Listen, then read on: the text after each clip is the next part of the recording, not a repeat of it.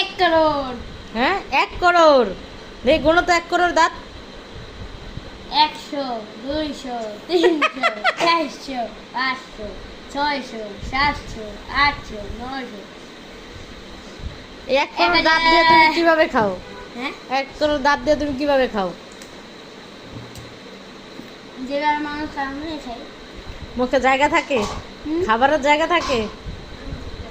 হ্যাঁ আমার এইখান থেকে একবারে পেট ভরে আবার এখানে আসে দাঁত।